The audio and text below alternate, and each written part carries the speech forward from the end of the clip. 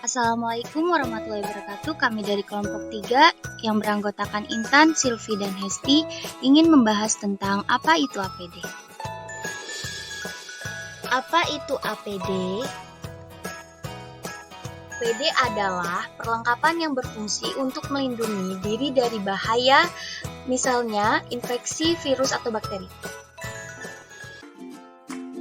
Jenis APD, masker, pelindung mata, pelindung wajah, gaun medis, sarung tangan medis, penutup kepala, sepatu pelindung. Bagaimana prosedur APD bekas pakai?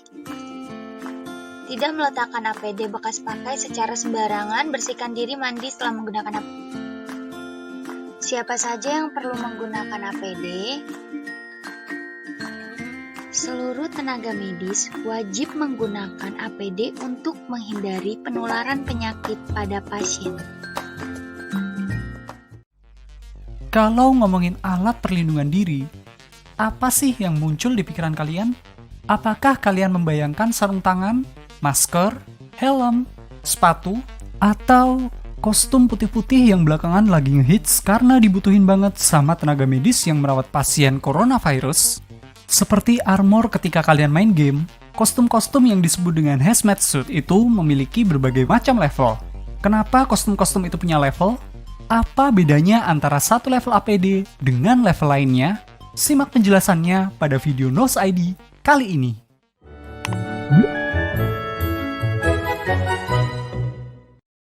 Secara umum, istilah alat perlindungan diri atau yang sering disingkat APD sebenarnya punya arti yang sangat luas.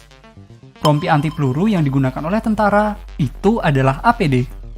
Masker debu yang digunakan oleh orang yang lagi bersih-bersih itu APD.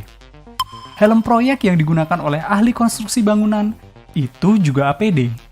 Nah, kali ini kita akan membahas salah satu APD yang spesifik yang sering digunakan di bidang kesehatan, yaitu hazmat suit. Sesuai namanya, hazmat merupakan singkatan dari hazardous material. Hazmat suit berarti adalah sebuah kostum yang bisa melindungi pemakainya dari ancaman material-material berbahaya, seperti limbah biologi berupa darah atau cairan tubuh, cairan kimia, sampai gas beracun. Hazmat suit juga bisa melindungi pemakainya dari ancaman yang tak kasat mata, seperti spora, bakteri, dan virus. Nah, karena ancaman yang bisa ditangani oleh hazmat suit begitu banyak, hazmat suit pun dibagi menjadi beberapa tingkat, sesuai dengan level ancamannya. Secara umum, ada 2 rating klasifikasi hazmat suit. Di Uni Eropa, dibagi menjadi 6 level, dan ekuivalen dengan 4 level A sampai D di Amerika. Dan negara-negara lain menggunakan kedua patokan ini sebagai standar mereka. Kali ini, kita akan membahas level hazmat ala Amerika, yang ratingnya juga diadopsi oleh berbagai negara lainnya. Menurut rating ini, hazmat suit dibagi menjadi 4 level, A, B, C, D. Level D merupakan hazmat suit yang level perlindungannya paling rendah, dan A memiliki level perlindungan paling tinggi. Hazmat suit level D terdiri dari pakaian pelindung sederhana, sepatu pelindung, sarung tangan, masker bedah, kacamata pelindung, dan penutup rambut. Hazmat level D hanya memberikan perlindungan yang sangat minimal, dan banyak bagian tubuh penggunanya yang masih terekspos. Nah, kita naik satu tingkat ke level C. Hazmat level C digunakan ketika ada ancaman patogen atau zat berbahaya yang bisa ditransmisikan melalui pernafasan atau butiran-butiran cairan yang berhamburan ke udara, seperti droplet yang dihasilkan ketika kita batuk atau bersin. Level C terdiri dari cover sepatu, cover kepala, dan pakaian pelindung coverall yang menutupi seluruh bagian tubuh. Sarung tangan yang digunakan pada level C dikenakan secara berlapis. Maskernya pun menggunakan masker tipe respirator yang jauh lebih ampuh memblokir partikel-partikel dengan ukuran submikrometer seperti virus, spora, dan bakteri. Set hazmat level C inilah yang menjadi alat perlindungan standar dalam penanganan penyakit menular seperti COVID-19. Kemudian, kita naik satu level lebih tinggi ke level B. Hazmat level B digunakan ketika ancamannya bergeser dengan munculnya zat beracun atau virus yang amat sangat berbahaya bagi sistem pernafasan dan bisa menyebabkan iritasi kulit. Contoh penggunaan hazmat level B salah satunya pada skenario kebocoran gas atau ketika terjadi serangan senjata yang menggunakan gas. Hazmat level B mirip dengan hazmat level C. Tapi hazmat level B memiliki sistem perlindungan pernafasan yang jauh lebih baik karena set hazmat level B memiliki penutup kepala yang secara sempurna menutup kepala, leher, dan bahu penggunanya. Hazmat level B tidak menggunakan masker tapi menggunakan self-contained breathing apparatus atau mesin respirator bertekanan positif yang memiliki perlindungan lebih baik dari masker bedah maupun masker respirator.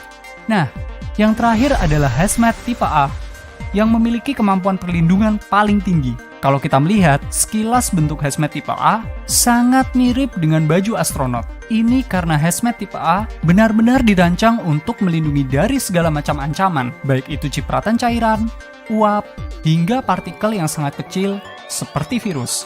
Sebelum menggunakan hazmat tipe A, biasanya kita harus memakai pakaian hazmat tipe D terlebih dahulu.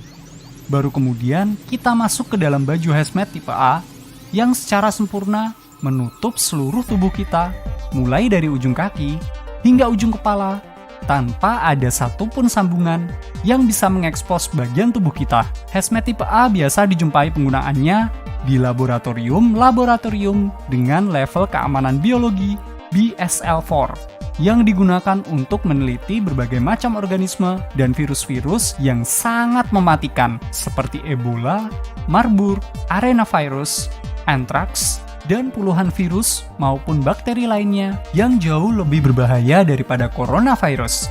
Hazmat tipe A juga digunakan untuk menangani kebocoran material berbahaya, seperti zat kimia karsinogenik yang ada pada bahan bakar roket, dan digunakan juga ketika berhadapan dengan senjata kimia. Nah, penanganan coronavirus idealnya hanya membutuhkan hazmat level C, dan tidak dituntut harus menggunakan level B, apalagi level A, karena terlalu merepotkan. Sementara itu, bagaimana dengan rakyat jelata seperti kita, yang memiliki tingkat ancaman lebih rendah daripada tenaga medis? Jika kita beraktivitas di luar ruangan dan melewati tempat umum, kita cukup menggunakan masker dan melakukan physical distancing. Jangan lupa untuk rajin menjaga kebersihan dan rajin mencuci tangan dengan sabun. Sebagai rakyat jelata, kita tidak perlu lebay, apalagi sampai ngebela-belain beli APD standar yang setara hazmat level C cuma demi dipakai buat belanja ke supermarket. Ini adalah tindakan lebay dan sia-sia. Daripada beli hazmat level C buat dipakai pribadi, mending pakaiannya disumbangin ke fasilitas medis yang lebih membutuhkan. Aku New. Terima kasih sudah menonton video Nose ID kali ini. Jangan lupa share video ini ke teman-teman kalian ya, dan follow juga Instagram Nose ID yang bakalan ada post baru setiap harinya. Dan sampai jumpa di episode berikutnya.